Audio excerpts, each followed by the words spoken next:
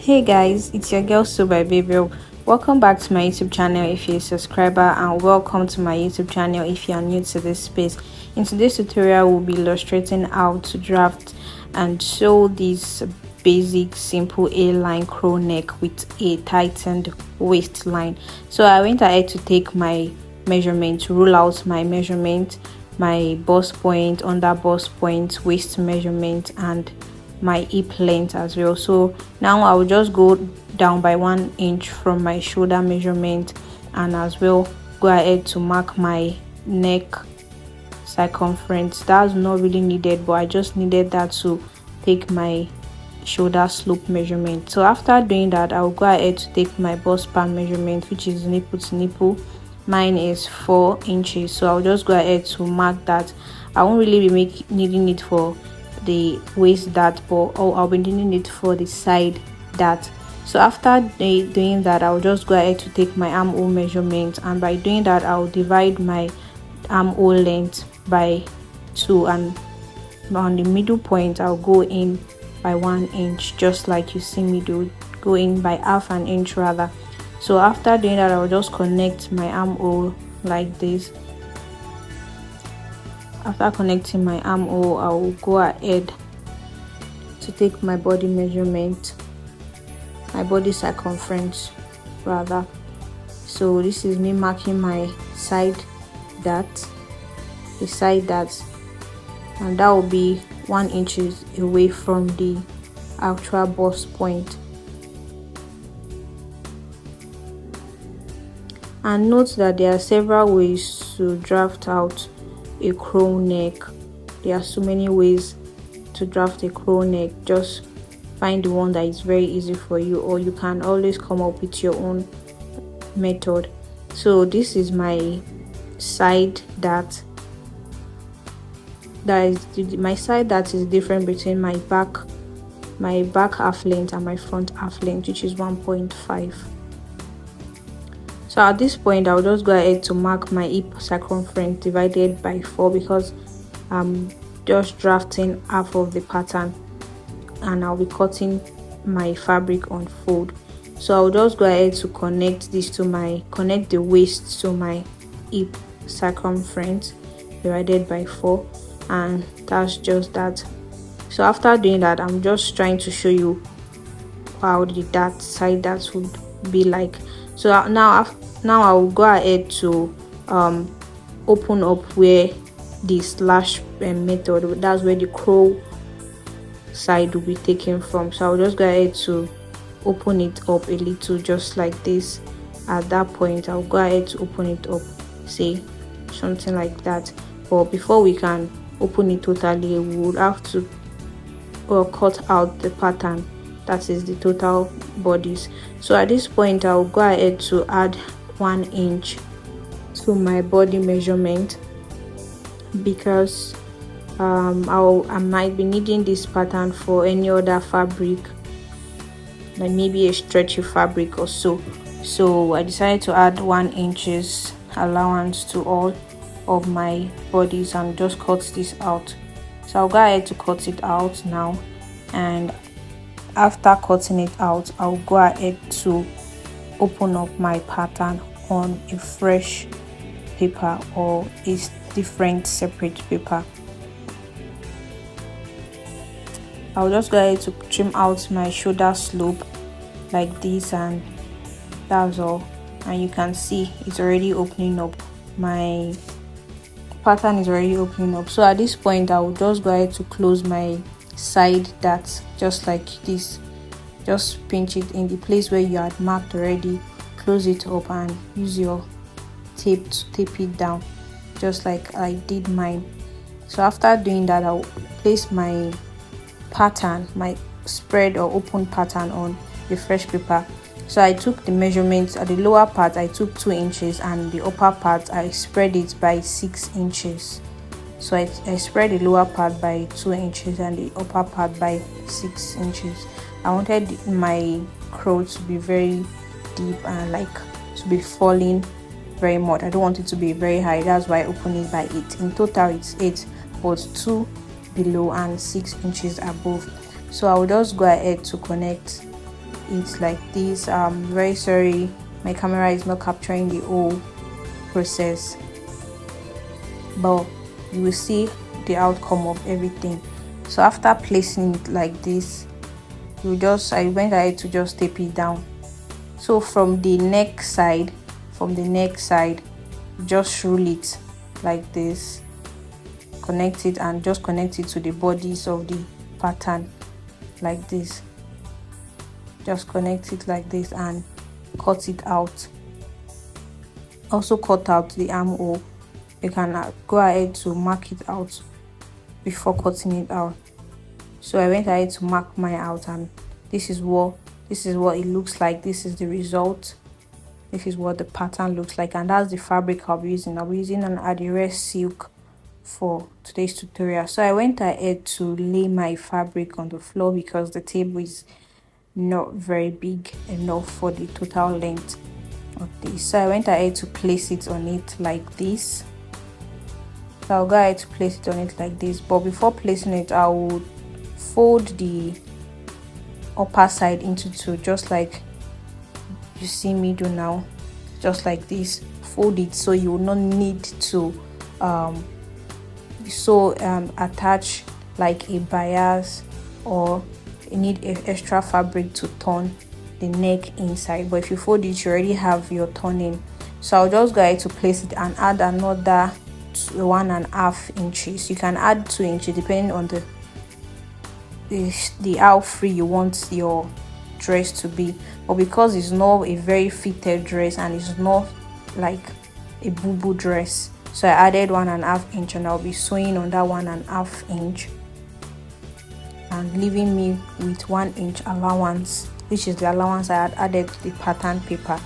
So after cutting it, I decided to go give it like an A-line at the knee side, another extra A-line at the knee side. So you can decide to make yours just straight from the hips downward, but I did mine like this. So I will go ahead to place the front fabric on a fresh fabric to cut out the back.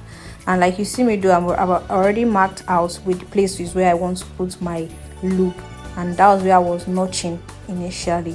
So this is my back pattern, and I'll just go ahead from the armhole to mark my neck measurement and the armhole for the back as well. You can also decide to cut your back first, draft a pattern, use the pattern to cut the back before cutting the front. But like I said earlier, there are different ways to drafting and cutting a crow neck, and whichever one is convenient for you and whichever one you find very easy, that's the one you should go ahead to use. So after drafting my neck for the back, I'll go ahead to draft my sleeve just like this. I'll go ahead to draft my sleeve. I'll be using scraps from the pieces I had already cut out because I want to have an a tie, so I'll be using pieces for this. So I just used a free hand, like a very free hand, to draft my sleeve because I don't really want to go through so many process of pattern for the sleeve now. So I just used a very free hand. My cap size is 3 inches. That's why you see this like 2 lines. That's my cap size, and that's my sleeve length. I'm using the sleeve length of 23. Yeah, 23. So that's just it. I'll just use a very free hand to cut this. You can decide to use a pattern for yours, but I'm using a free hand for this. So I just decided to use a free hand as I was a bit in a hurry. So after doing that, I'll just go ahead to cut my sleeve, and after cutting it, I'll go ahead to sew. I'll go ahead to attach all the pieces together, the front and the back and the loop.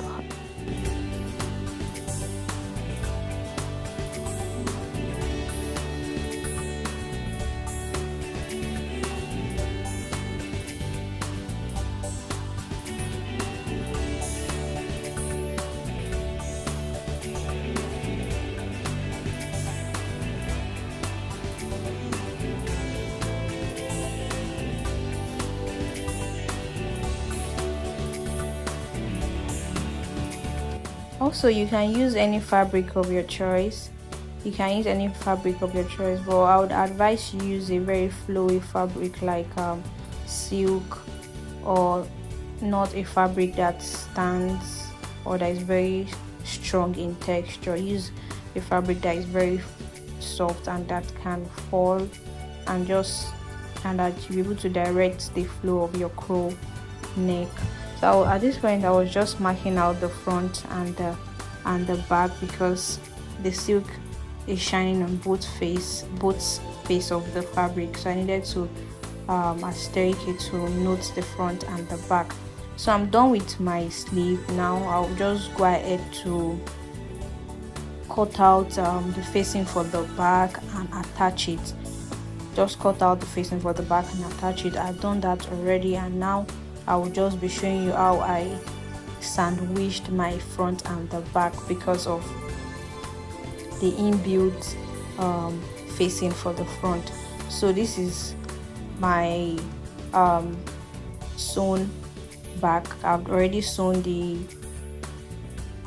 facing for my back, so it will be right side facing right side, and I'm just arranging them like this. And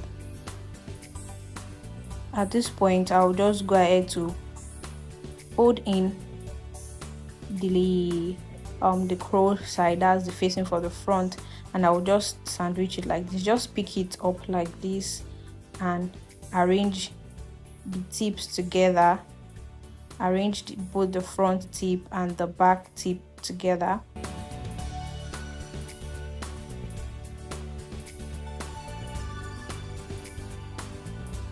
After arranging them, just bring one of the fronts, that's the first layer of the front, and cover it up like this, like a sandwich. Yes, just cover it up like this, and do the same thing for the other side and stitch it up. You can use the number of allowance you had given already, but for me I'll be using 1 inch. I'll be using 1 inch to stitch that up, then I'm trimming the excess later on after sewing. So I went ahead to do the same for the other shoulder. Just sandwich like this. I'll align them together, the front and the back, then just cover it up with the first layer of the front, just like this. So if you are still watching this video, thank you very much, and I hope you really find this helpful. I hope you find 1 or 2 tips you can incorporate into your own sewing time.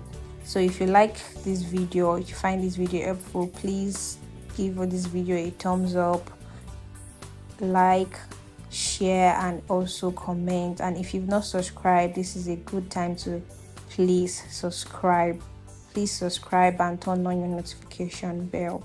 So at this point I went ahead to mark out where I'll be putting my loops. I made a total loop of 8, which is 4 on each side, and I went ahead to just mark it out. It's much more easier to mark it out and arrange it before sewing. So I just went ahead to mark this out and also do the same thing on the other side and attach my sleeve. I went ahead to attach my sleeve as well. I am the tip of my dress, and this is the outcome. It's very beautiful. I decided to put my lacing at the front, and you can also put your lace at the back. You can also do your lacing at the back, but I did mine at the front because I find this very unique and quite different from the regular style. So this is very beautiful. You can wear it to church or a dinner, anywhere you like. So thank you very much for watching this video. Also, if you've not subscribed, please subscribe.